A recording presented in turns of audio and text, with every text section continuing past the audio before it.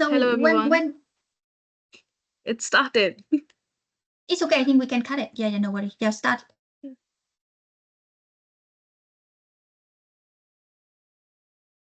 can start. We can edit it like later.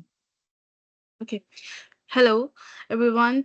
We are from Group 6, and today we will be presenting a detailed analysis of Apple iPhone's performance in the Canadian marketing, focusing on a SWOT analysis that identifies the company's strengths, weakness, opportunities, and threats. Here is a quick overview that we are going to cover the topics in our presentations, and we will also discuss strategic recommendations to enhance Apple's competitive positioning in Canada. Can you please next slide? So yeah, here from the very first slide, we can see that the Apple is in high demand in Canada from Mobile Vendor Market Share Canada. So let's begin. Next, please. Yeah, Apple's market leadership and brand recognition. According to Statista, the iPhone is expected to hold a 60.1% market share in Canada by 2025, which is the significant figure. This dominance is not accidental. It's a result of years of building a reputation for reliability and innovation. The iPhone has become synonymous with quality, which make it to go-to choice for Canadian consumers looking for a high-end smartphones. And Apple market position speaks to the customer loyalty. So next, please. Next, let's talk about ecosystem. Integration and consumer lock-in. One of the unique strengths of the iPhone is its seamless integration with other Apple products like the iPad, MacBook, and Apple Watch.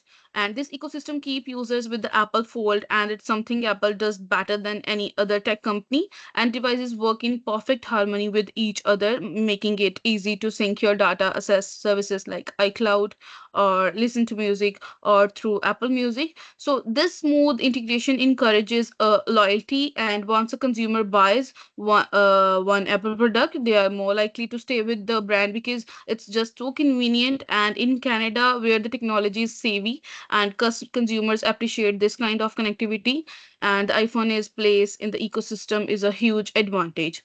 Next. And now we can not ignore the role of innovations in Apple's success because Apple continues to push boundaries with features that appeal to a wide range of consumers, particularly the tech enthusiasts in Canada, and the introduction of 5G connectivity and advanced camera system and Apple's A series semiconductors gives iPhone a technological edge. Moreover, Canadians are increasingly looking for cutting edge features, and iPhone delivers, whether it's for personal or use for work. And in the technology and performance, yes, this consistent innovation is not ensuring that the iPhone remains at the top of the Canadian consumers. So, brand loyalty and its premium product appeal. Apple's reputation for creating a durable and reliable products has solidified the iPhone's place in the market, particularly among higher income Canadians. And the consumers who are willing to pay a premium, high quality product, this willingness is to spend is a significant driver for Apple. And many Canadians choose to update their devices regularly to staying loyal to the iPhone because of its perceived quality and the longevity. Next, please. Canada's economic stability and strong purchasing power, like Canada has a relatively strong economy and Canadians enjoy higher levels of discretionary income.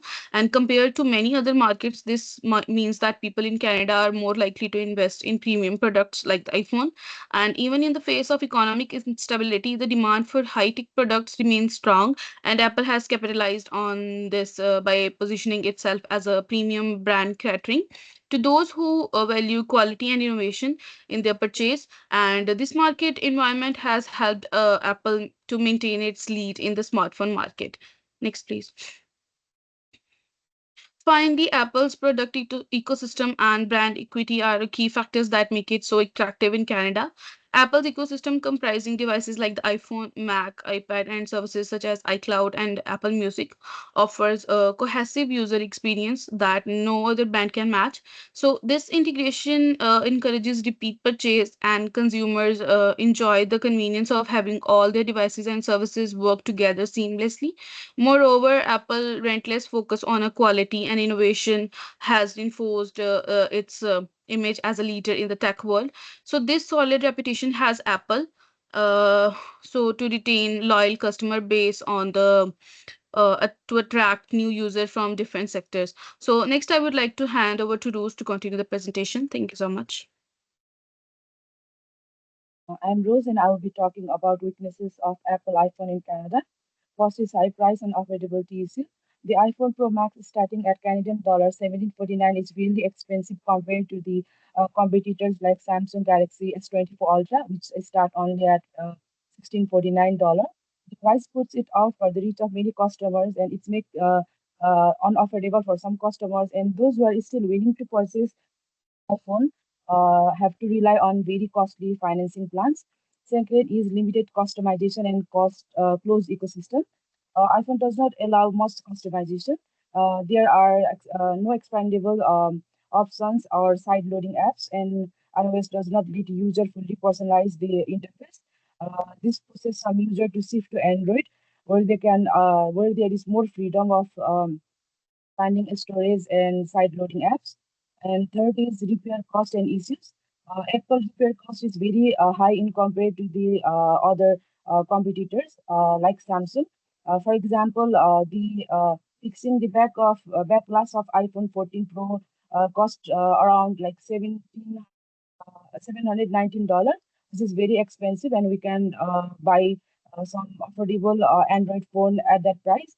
Next slide.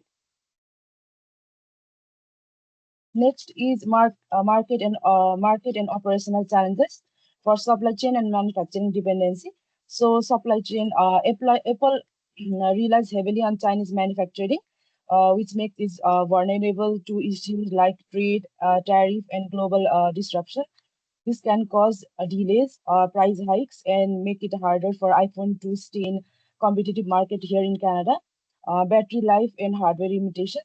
So battery life of iPhone is also very low in compared to uh, other Androids and Samsungs. For example, battery life of iPhone is 9 to 10 hours, whereas in compared to Samsung have 12 plus hour of battery life, and also iPhone charge slower than the rivals like Samsung, which offers faster charging. And last is strong carrier dependency in Canada. In Canada, most people buy iPhone through carrier contracts, which can be expensive and lock customer into long-term plans. This puts some people to look for a user to buy refurbished phone to avoid cost. For furthermore, I would like to call Bhumi. Thank you, Rose. Hello, everyone. Today I will discuss growth opportunity of Apple iPhones. First, geographic expansion. In it, Apple can build up its presence in emerging markets like India and Africa through localized pricing and retail expansion. Second, innovation and AI. By integrating AI features, Apple can enhance user experience and stay ahead of competitors. Third, growth of service ecosystem. Expanding Apple services, Apple will increase revenue and customer loyalty. Finally, better Canada market penetration. By improving career partnership and pricing strategy, Apple can grow its customer base in Canada. Next, if I talk about key growth opportunity, Apple's expansion strategy mainly based on three key areas. First, venturing into new market by launch iPhone 16 at competitive price and with 5G and eSIM support for better connectivity. Second, AI customization and features. AI-driven features like emoji and image playground improve user experience, and AI tool increase engagement and brand loyalty. Third, expanding service ecosystem. Growth in iCloud, Apple Music, and App Store services for recurring revenue and subscription bundles help to boost customer retention. Next. Looking forward, future growth and market expansion. Apple is expanding new markets, especially in Canada, and leveraging AI-driven features to enhance user engagement. To continue grow the Apple service ecosystem for sustainable revenue and maintain market dominance through innovation and strategy expansion. By implementing this strategy, Apple can integrate long-term revenue. Uh, Now, Harmandeep introduced threat analysis. Yeah, thank you, Bhumi. Hello, everyone. Today I'll be discussing the threat analysis of Apple iPhone. Although Apple is a dominant brand in Canada, it faces multiple threats that impact its competitiveness and market position. These threats include rising competition, economic instability, and supply chain vulnerabilities, counterfeit products, cybersecurity threats, regulatory pressures, and changing consumer preferences. Let's talk about rising competition. One of the biggest challenges for Apple is rising competition from global smartphone brands like Samsung, Xiaomi, and OnePlus, which offer high quality devices at lower prices. Additionally, rapid advancements in Android technology are diminishing Apple's competitive edge. The second one is economic instability. Economic uncertainty is another major threat. Fluctuating interest rates, inflation, and lower consumer purchasing power can drive people toward cheap alternatives in times of economic downturn. Consumer prioritize affordability, shifting away from premium priced iPhones. The next one is supply chain vulnerabilities. Apple supply chain is another major risk. It depends on limited number of suppliers, and concentrated manufacture location make it vulnerable to pandemics, political conflicts, and natural disasters. Now, the counterfeit iPhones pose a serious threat to Apple's brand reputation. Fake products reduce consumer trust and lead to lost sales. Now, the cybersecurity threats with Apple vast data storage, cyber attacks are increasing concern. A data breach can lead to legal penalties and compliance issues and consumer loss of consumer trust. Apple must strengthen their cybersecurity measures and conduct regular audits for this. Now, the regulatory pressures. Government are imposing strict regulations on data privacy and environmental policies and labor laws. Non-compliance can result in heavy fines and reputational damage. And the last one is sustainable and ethical practices. Lastly, the consumer preferences are shifting towards eco-friendly and ethically produced products. Apple's environmental and labor practices are under scrut- scrutiny, and negative media coverage can damage its reputations. Now I'll hand over to Trang for the recommendation part. Thank you. Thank Hamandeep. So now our team will propose some strategic recommendation based on above analysis. So firstly, we think that Apple really should reintroduce SE Line in Canada to attract more rural and low-income markets. They also should promote more the trade-in program, the educational discount, and also the student bundle plans to attract more customer. Regarding the financing option, the company should work with the big banks to launch an installment plan with the offering 0% interest payment. Also, they can offer 0% upfront iPhone with the 22-month plan via carrier. Moreover, the company really should take advantage of seasonal promotion such as Boxing Day, Black Friday, and back to school season to increase sales. Also, we think that the company should invest more in localized product by design the better cold weather battery performance iPhone for the market like Canada.